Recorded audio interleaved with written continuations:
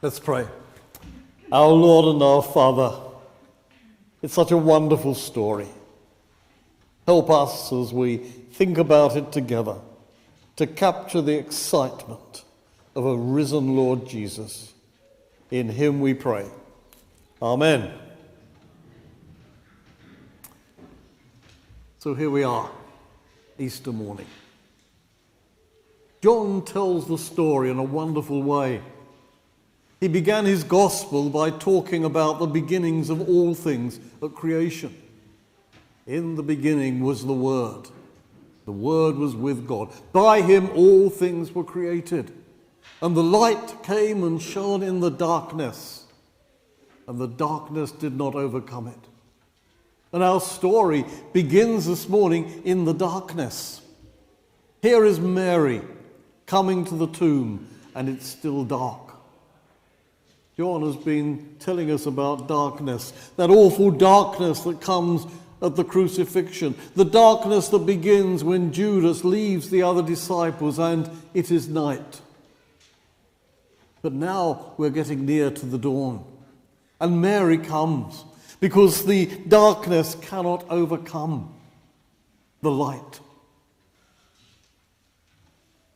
Jesus accomplished his great work on the cross. And then on the Sabbath day he rested in the tomb. But now a new world is beginning. At the cross, his bride, the church, came from his side as Eve had been created from the side of Adam, as the blood and the water flowed out. But now Mary is there. She's there at the tomb. The stone has been rolled away. And consternation, astonishment, fear. The tomb is empty. And for Mary, there can be nothing but the feeling that the very body of the Jesus, the body had even been taken away from the tomb. And she doesn't know what has happened to it. It's a wonderful story, and the way in which it's told and the whole facts of the story help us to accept that this is not just a lovely theological story, but it's a historical fact. And the fact that it's Mary there as the first person who's mentioned as coming to the tomb, and what Mary is going to say afterwards. In the ancient world, with due respect to half the congregation here this morning, a woman's word wasn't trusted.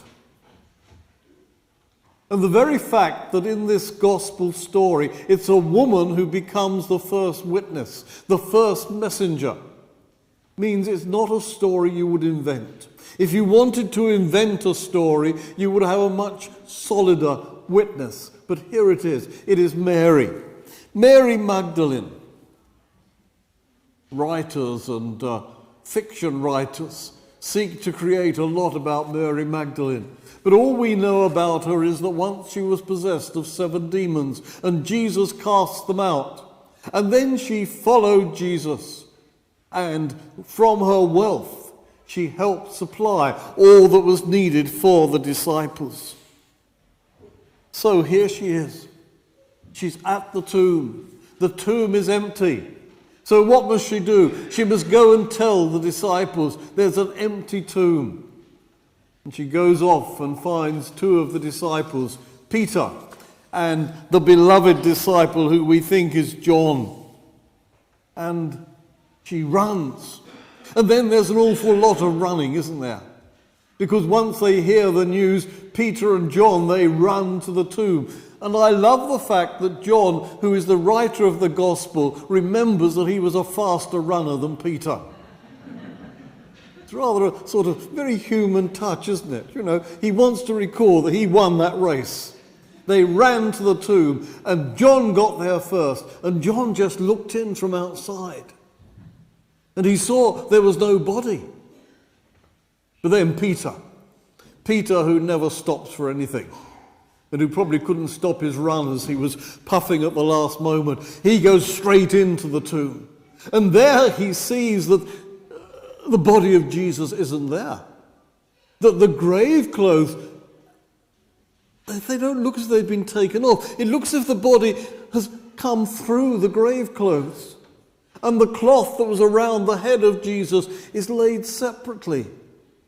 This isn't someone who's rushed in and taken away the body. It's a body that has emerged.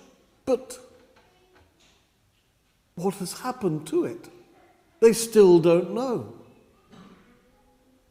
John, as he comes into the tomb, as he sees the appearance of that tomb, faith begins to kindle in him. Yes, something's happened.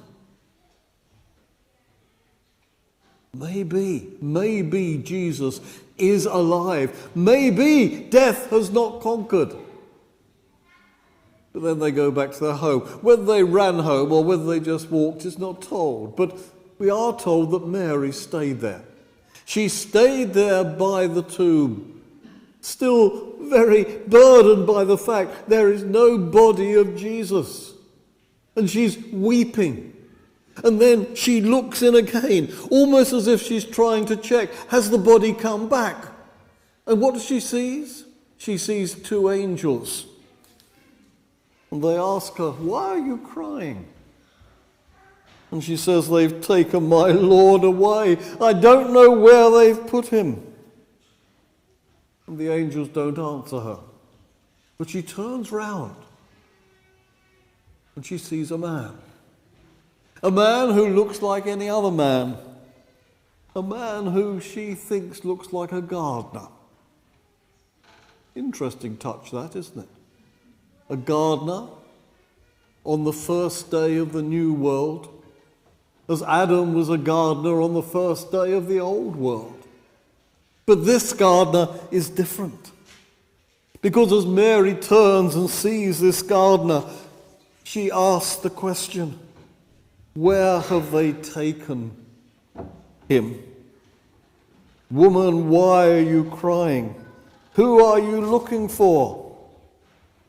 And she says, if you've done it, if you've taken him away, please tell me. I will go and get him.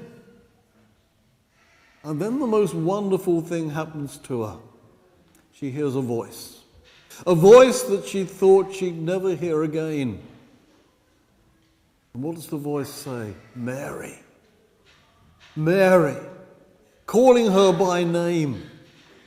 There's that wonderful verse in chapter 10 of John's Gospel where Jesus the shepherd says that he knows his sheep by name.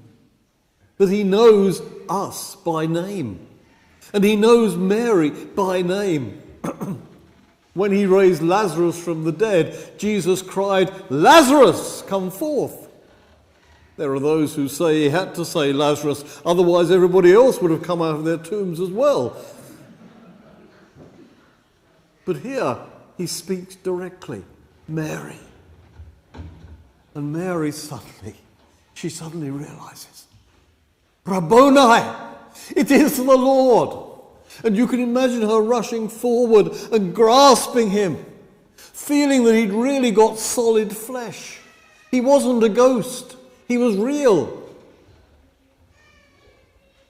But then Jesus says to her, don't keep on clinging to me.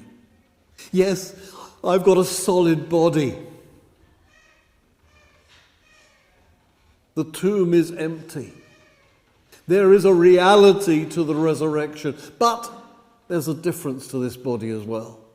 I'll come to that in a moment. We need to see here that we believe in a physical resurrection. That's the whole force of there being an empty tomb. The body is not there. There are some people who sort of like to talk that Jesus had an ongoing physical, spiritual body. A bit like John Brown, you know, John Brown's body lies a moulding in the grave, but his soul goes marching on. That's not true of Jesus. Jesus has a new body, a resurrection body, a body that can't die again. It's a body that's going to appear to a lot of people, not just to Mary. But here Mary, she sees this body, she holds it, and then he says, don't keep on holding me. Yes, there is a solid body, but I am going to my Father. And you will know me in a different way. Later at the end of this chapter of John's Gospel, we have a verse which says, blessed are those that haven't seen and yet believe. That now, from this point onwards, when Jesus has returned to his Father, he's going to send his Spirit so that we can know him in reality, even though we don't see him. But here is the wonder of this new body. A body which he will take with him into his Father's presence. Have you realized this, that after the resurrection of Jesus Christ, he ascended in a human body, a resurrected human body, as part of the triune Godhead for all eternity to come?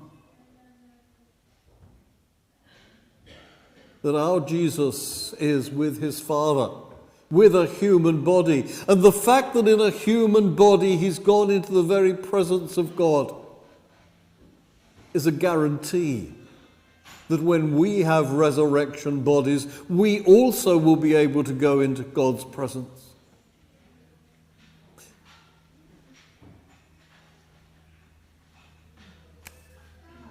Some people, many of us may be, when we talk about people dying, we talk about going to heaven.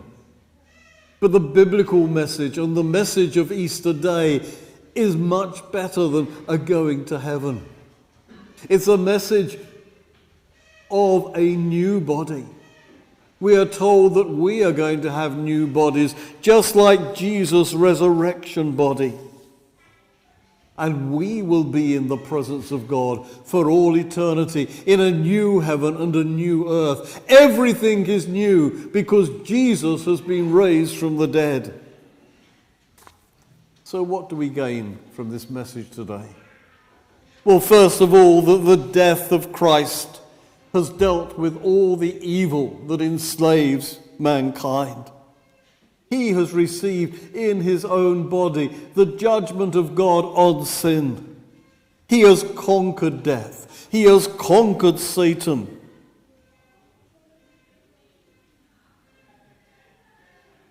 And by the resurrection, we know that the message that we had earlier in the gospel, that whoever believes in him shall have everlasting life, is true. Because Jesus was raised, the one who was crucified, he is the guaranteed path of salvation. It transforms our understanding of life and death. Death is not the end. This is why down the centuries, Christians have been prepared to stand for their faith and to be ready to die.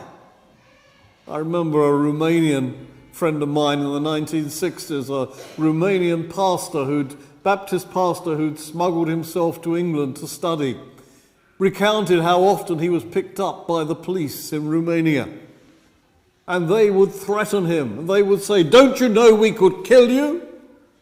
And he would say, "Yes, you can, but Jesus gives me life." A confidence in witness. And Mary, having seen the empty tomb, having met with the risen Lord, having heard him say, "Go and tell my disciples," she goes with that message. Do we know the risen Lord? Do we have that message that he's alive? When we go back to work on Tuesday, or when we meet people and they say, "Did you have a good Easter?" Will we talk about the chocolate eggs we've eaten? Or will we say, "Yes, I met with the risen Lord Jesus. I know that he is alive, and I know that I have life in him. I know that my sins are forgiven. I know that I am an assured eternity with God. Do you? Let's pray.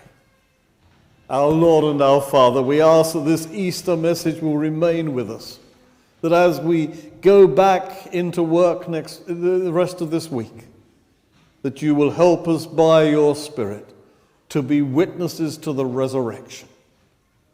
Amen.